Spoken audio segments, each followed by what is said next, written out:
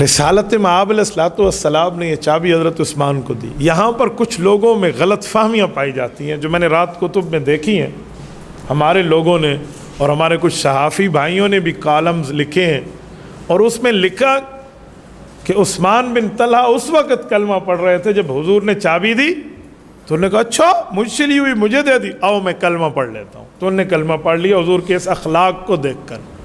بات تو بہت اچھی ہے لیکن حقیقت یہ نہیں ہے۔ حضرت عثمان بن طلحہ پہلے مسلمان ہو چکے تھے، اس سے 1 سال پہلے، اور یہ فتح مکہ ان کا پہلا غزوہ تھا، یہ حضور پاک صلی اللہ علیہ وسلم کے ساتھ مدینہ طیبہ سے تشریف لائے تھے۔ اگر آپ کی یہ بات مان لینا، واہ واہ تو لوگ کہیں گے جی ہاں حضور پاک نے واپس لوٹا دی، لیکن ساتھ ایک بات بھی آئے گی کہ ایک کافر، ایک مشرک کو اللہ کے رسول کعبہ شریف کا متولی بنا رہے ہیں، جس کو کلمہ بھی نصیب نہیں ہے، اور اس کے لیے آیت بھی اتر رہی ہے کہ انتو عدو الامانات الی اہلہا، یہ مشرک کعبہ کا متولی ہونے کا حال ہے۔ یہ کیسے ہو سکتا ہے؟ یہ بہت سے لوگ کہتے ہیں کہ حضور پاک نے چابی دی تو انہیں کلمہ پڑھ لیا کہ جی واہ واہ میں نے تو آپ کو داخل نہیں ہونے دیا تھا اور آپ نے اپنی چابی، خانہ کعبہ کی چابی مجھے لوٹا کر میرے اوپر احسان کر دیا۔ حافظ ابن حجر اسقلانی رحمہ اللہ علیہ صحابہ میں اس واقعے کی تردید فرماتے ہیں یوں نہیں ہے، یوں ہے کہ یہ 1 سال پہلے حضرت خالد بن ولید اور حضرت عمرو بن عاص کے ساتھ مسلمان ہوئے تھے، اور رب کریم نے ان کو صحابیت کا مقام عطا فرمایا تھا، اور واپس تشریف لائے، خانہ کعبہ کی چابی انہیں اپنی ماں سے لی، اللہ کے رسول نے دوبارہ انہیں لوٹا دی۔ اور یہ بات حقیقت ہے کہ خانہ کعبہ میں بعد میں حکم آیا کوئی کافر داخل نہیں ہو سکتا، خانہ کعبہ میں کسی کافر کے دخول کی اجازت نہیں ہے، اور فسیحوا فی الارض 4 اشہر کہہ کر بات میں نکال دیا گیا۔ پوری سورۃ توبہ کی ابتدائی آیات اس کے لیے اتری ہیں۔ تو یہ کیسے ہو سکتا ہے کہ ایک کافر کعبہ میں انٹری بھی نہ لے سکے اور اس کے بعد وہ کعبہ کی چابی کا مالک بھی بنے پھرے؟ یوں نہیں ہو سکتا۔ اس لیے بعض روایات لوگ بیان تو کر دیتے ہیں لیکن یہ نہیں دیکھتے کہ اس روایت کو ثبوت کتنا ہے، یا اس کو مان لیا جائے تو اس سے اسلام کا فائدہ ہے یا نقصان ہے۔ باقی آیات کے ساتھ، دلائل کے ساتھ، مسائل کے ساتھ وہ ٹکرا تو نہیں رہی، اگر ٹکرا رہی ہو تو پھر اس کی ماننے کی کیا وجہ؟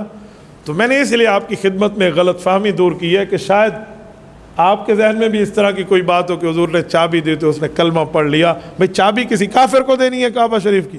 باقی مسلمان صحابہ اہل بیت کے بڑے بڑے زعماء اور بڑے بڑے رؤساء ٹھہرے ہیں جو حضور پاک صلی اللہ علیہ وسلم کے ساتھ زندگیاں لگا چکے ہیں دین، اسلام، ایمان، مذہب، ایقان کی حفاظت میں، انہیں چابی نہیں ملی ہے، غیر مسلم کو چابی مل گئی؟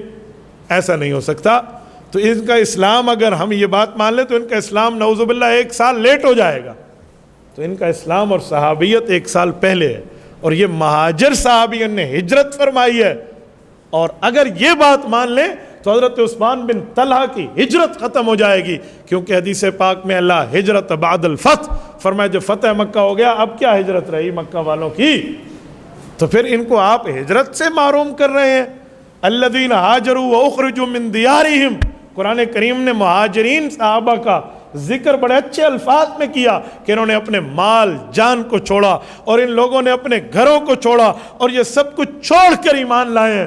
تو یہ فضیلت تو حضرت عثمان بن طلحہ رضی اللہ عنہ سے نکل جائے گی۔ اور قرآن کریم تو والسابقون الاولون من المہاجرین والانصار والذین اتبعوہم باحسان رضی اللہ عنہم کہہ کر مہاجرین اور انصار پر ایک بہت بڑی مناقبت اور منقبت بیان کر رہا ہے اور ان کے مناقب سنا رہا ہے۔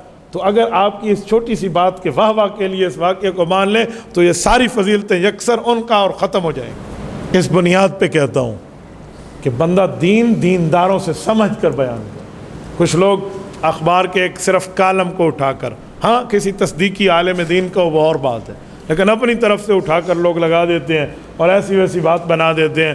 تو دین اسلام میں سچ بولیں، ان الصدق ینجی، سچ بندے کو نجات دیتا ہے۔ دین اسلام میں ایسی بات نہ کریں جو کل بندے کو اس پر صفائیاں دینے پڑے اور آگے بتانا پڑے اور یہ کرنا پڑے اور وہ کرنا پڑے، تو پھر یہ نہ ہو بے تحقیقی بات ہو اور پھر لوگ اس طرح بے تحقیقی بات کا بات میں مذاق بناتے پھریں، تو یہ پھر مذاق ہم پہ نہیں ہوگا، مذہب اور دین پہ ہوگا۔